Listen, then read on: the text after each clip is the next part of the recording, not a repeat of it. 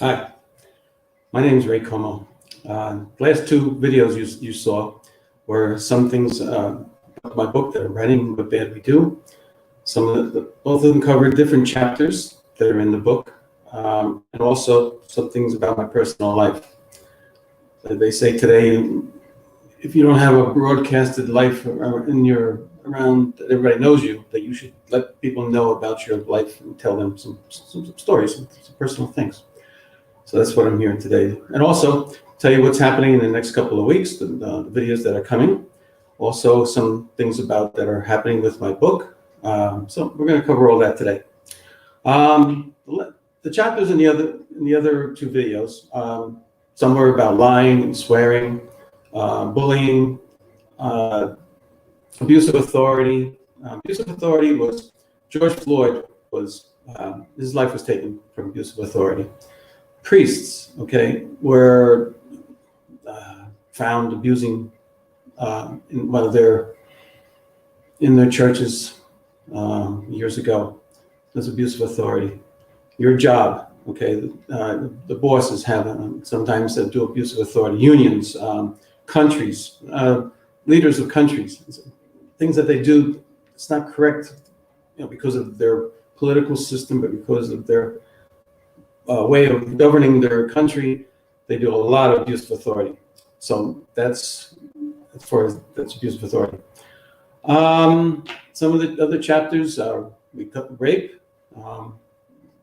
There's also coercive rape. So coercion is also one of my chapters. Selling drugs.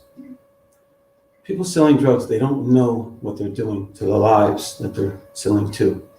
I'm going to cover that in future videos too. Today is my Freedom Day. This is covering the trafficking, human trafficking that's going around the world.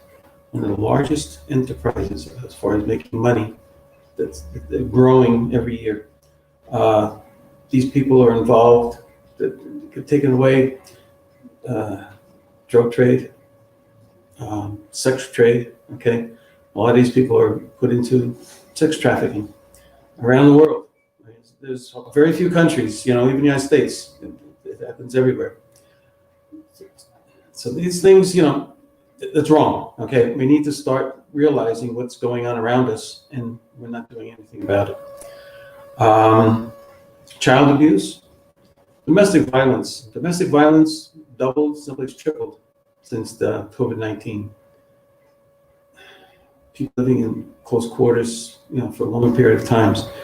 The alcohol, and drinking, that's another chapter that involves their anger, 20% of my chapters are without anger. Anger is a very big thing in our lives. We have to learn how to handle that earlier in life. So those are the chapters. About my personal life, my mother died from alcohol when I was 13, I found out I was adopted when I was 16. A lot of things I didn't do well. I wasn't, not bad, but I didn't do well. Later on, in my 40s, I was half responsible for an abortion. Not a good decision. At that time, I was doing my business, and the time just wasn't. I was just always running, always trying to traveling within, driving a lot. So it was more my decision not to. You live with that. You live with that, but you have to remember it. You have to say you're sorry for it. I mean, it's something that it's not. I put that. It's one of the chapters. All the other chapters is common sense. That one is, for a lot of people, it's common sense, but a lot of people, they're having a hard time with it. It's divided us. We're making it easier on ourselves. We're compromising. That we're allowed to be better without. But we need to do things before that happened. Those chapters I'm going to get more involved with. So that one, okay. Yeah, I made the decision, okay? But my life has been leading up to this point. Not that you're on a journey, okay? When you're doing something like this, writing a book wasn't in my plans. Wasn't in my plans, okay? Till I was 62, wasn't in my plans. So it just happened. Not just happened, but one thing I have to say, okay, about the abortion part. I was adopted when I was 16, okay? My father, just doing it. So when I was 2 weeks old, all right, somebody gave me up for adoption.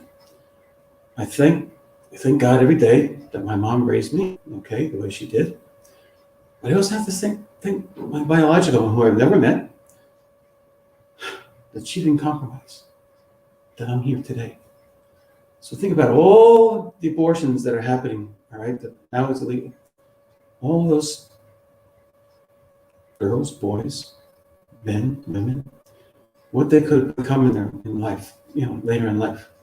Leaders, presidents, doctors, lawyers. We're missing out on so many people that are not in our lives. Things that happened when in the doing this with my book. One day I talked to my daughter and I told her I was excited about something, but I was thinking, at that time I would have had a daughter or a son that would have been in their 20s, and I couldn't call them, tell them. But that wouldn't have happened. You see, that wouldn't have happened. This is a part of life is meant for me to be. Okay, I met my wife. It was meant to be. It was just there's been certain things that changed. Okay, and I started going back to church. Okay, because of her. There's a lot of after the abortion, 4 years. Okay, driving along in a car, I found out. I was tested later. I found out ADHD. All the answers, everything went by me so fast that day. I pulled over in the car. I listened to radio talk show. I cried for an hour. All the things, all the problems I had: school, girlfriends, relationships, jobs, my grades, not focusing. They all mentioned on the show, but all that. So that's just what has led me, and it's hard to write. Okay, it's very hard to write with ADHD. It's trying to pick up a 50-pound pen and trying to write with it. It's hard to focus. So that's other thing. There's a few others that you'll find out in the chapters ahead.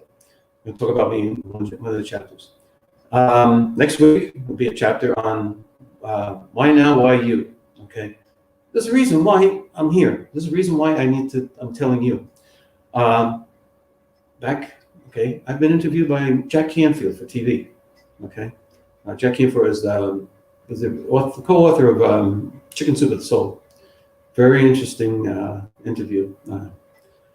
On that show, he said, we're going back and forth about my book and what he's doing. He said, you and I are, in a way, aligned. So I kind of, felt good about that. Also, same year, 2019, I went to give a keynote speech in Alabama, Florence, Alabama. Somebody met online, Pastor Simpson, invited me to give a keynote speech to a group. National, the Black Wall Street, USA, Inmate Reentry Recovery. Perfect for my book. They endorsed my book. I went to Alabama and gave the speech. They put me on an National Educational Committee. Following year, last year, endorsed my book. Okay, it's a good for recidivism as far as helping to reference for helping ex-offenders to reduce the amount of times they go back to prison. This later in last year, I became national administrator of the organization. So, go in the right direction. This is all going in the right direction where it should be. Okay. So, a lot more to learn. Okay. Following week is a video for why now, why me. I get more into what's going on with this. There's going to be videos every week, okay, all about the chapters, different smaller videos about the chapters, okay. I'm going to have guests on starting after in April, May. Okay, I want to get used to doing this thing, this talking. Have a special video coming in April. It's a manifesto we all need. Watch this, okay? I'm asking you to be here every week, all those videos. Follow me on Facebook, okay? Follow me on YouTube. Comment, okay? I need you to comment. I need you to comment. There's important things I need to know about my journey and yours, and yours. We need to know about each other. There's a lot of people hurting out there. This is what bad we do, okay? Never ever cross the line. The second book will be about victims of what bad we do. There's a third book, okay? So I'll get more into that later. All right, thank you for being here. I hope you enjoy what I'm starting to learn. Bear with me, there's a lot to say here. This is a lot of personal stuff that should have been said by somebody who could write a bit better than me 50 years ago, 100 years ago. But this is our journey, okay? My journey, but it's ours, okay? I'm here for you guys. I'm here for you. I want to thank you, and I'll see you next week. Bye now. Be safe.